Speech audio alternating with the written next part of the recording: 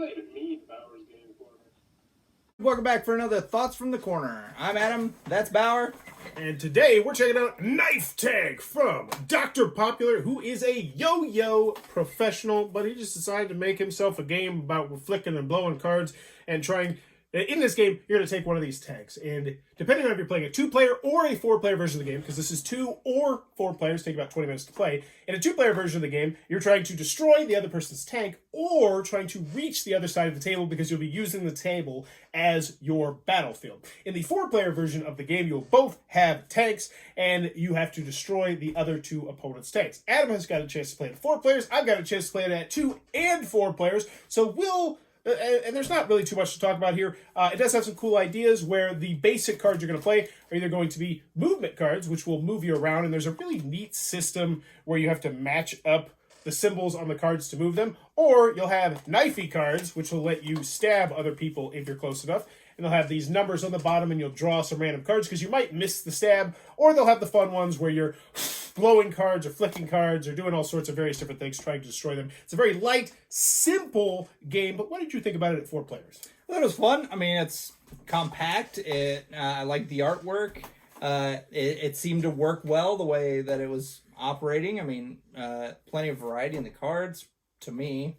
I know it's probably going to be something that you're like, I want more variety in the cards. I do want variety in the cards. I think you know me too well. One thing I do want to mention is the 4-player version of the game, you just play out 1 card per turn. We each played 1 card. However, in the 2-player version of the game, there's actually a programming aspect of the game, which I actually kind of missed in the 4-player version of the game, where you put down both your cards, then you flip over the top one, do it, and then you flip over the second one, you do it.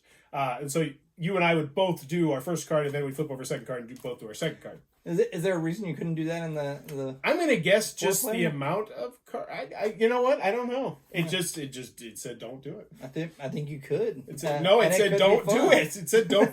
Are you trying to disobey Dr. Popular? I'm just saying.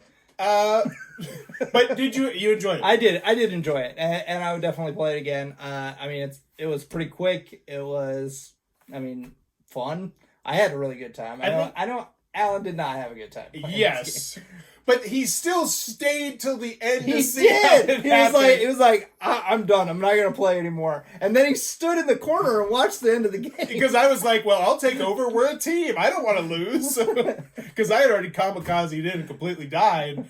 But we, just in that one game, and I think fun is the key word here. The more you have to get in the rules, I think the less fun you're going to have. But it's just flicking and the stabbing and like, I thought I was going to be able to stab you, but I can't because you did some tricky maneuver. And there was a fun instance in this game where the blow card came into play and Alan tried to blow his tank, but he accidentally blew his tank onto his own landmine, which almost cost him the game.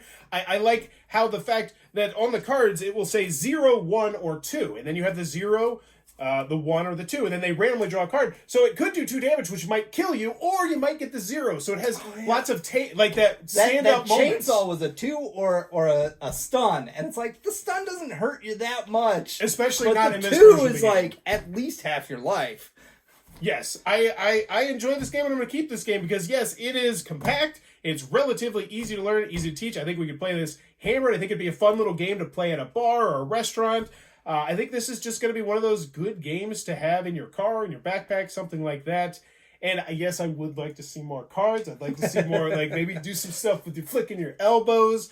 I also like the fact there's a lot of nice, I like the artwork a lot. It's a very distinctive style of artwork. And I like the fact that the tanks actually do have a slightly different feel. Some are faster at moving. Some are better at stabbing. Some have more health. Some are better at stunning. And yeah, I could see that they making more of these tank cards and, making different movement cards that do crazy things. And yeah, there's a lot they could expand on this. Yeah, all they need to do is just make an expansion that's in a slightly bigger box and say, put all your new stuff in the old box, or I don't know. Oh, that's exactly what I'm saying. But there you go. That is the Shüffling from Dr. Popular, one that I enjoyed at 2 players. And no, it's KnifeTank. KnifeTank, the Shüffling. That's the subtitle. Oh, is that it? Yes. Yeah, it doesn't really show, but yeah, it's KnifeTank, the Shüffling. The Shüffling. It's got the... Oh, the Shüffling. I don't know. It's a cool game, though. Don't let this one fly under the radar if you're in for this type of game, because this is obviously not going to be for everybody. Yeah. I mean, it's light. It's not... That's You're not going to waste your time on this one. Yes. Yeah. There you go. The Shüffling knife tank from Dr. Popular, or Mr. Popular, I've forgotten by now. 2 or 4 players. If it looks like it might become a team, be sure to check that one out. If you're enjoying what we're doing, please be sure to click on that subscribe button down below. And I'm going to keep it and put it in my collection. I do not think it usurps Team 3, though. I don't think this is an 8.5. No. Oh, put a number on it. Well, you haven't played it 2 players, though, so that's all you do. I put a 7.4. It's good. It's good. It's above good. It's not very good, though. 7.5 is very good. That sounds about right. Yeah. But let me know in the comments below if you ever stabbed someone. And as always, thanks for your time, you two. Have you ever stabbed anybody? I've never stabbed anyone. No, I don't believe I've been stabbed either.